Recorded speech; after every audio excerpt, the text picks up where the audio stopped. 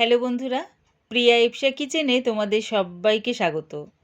আজকে আমি তোমাদের সাথে শেয়ার করলাম আমুদি মাছের তেল ঝাল। এই আমুদি মাছের তেল ঝাল গরম ভাতের সাথে দারুণ খেতে লাগে, আর এটা খুব তাড়াতাড়ি হয়েও যায়। রেসিপিটা ভালো লাগলে প্লিজ আমার চ্যানেলটিকে লাইক ও সাবস্ক্রাইব করে দিও। তবে দেখে নাও আমি এটা কেমনভাবে তৈরি করি। আমুদি মাছগুলো ভালো করে ধুয়ে নিয়েছি। এবার এর মধ্যে দিয়ে দিলাম আন্দাজ করে হলুদ গুঁড়ো আর দিলাম নুন। নুন আর হলুদটা মাছের সাথে ভালো করে মাখিয়ে নিলাম। গ্যাসটাকে হাই ফ্লেমে রেখে একটা কড়া বসিয়ে দিয়েছি। তার মধ্যে দিয়ে দিলাম বেশ খানিকটা সর্ষের তেল।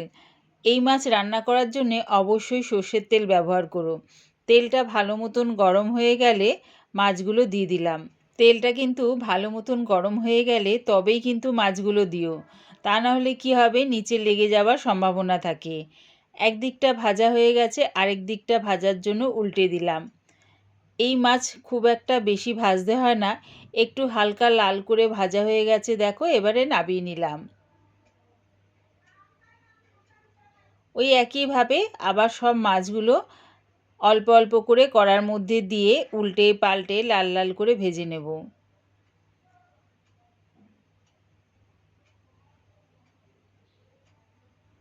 সব মাছগুলো হালকা লাল করে ভেজে নিয়েছি।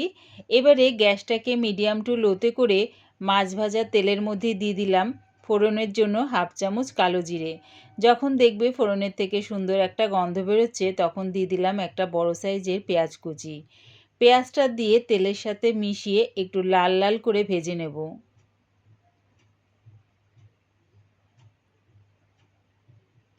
পেঁয়াজটা লাল লাল করে ভাজা হয়ে গেছে। এবারে দিলাম 1 চামচ আদা রসুন পেস্ট।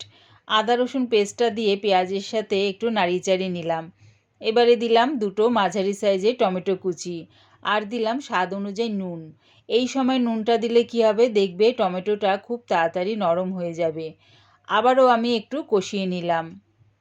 টমেটোটা বেশ নরম হয়ে গেছে। এবারে দিলাম আন্দাজ করে হলুদ গুঁড়ো, হাফ চামচ জিরের গুঁড়ো, 1 চামচ লঙ্কার গুঁড়ো।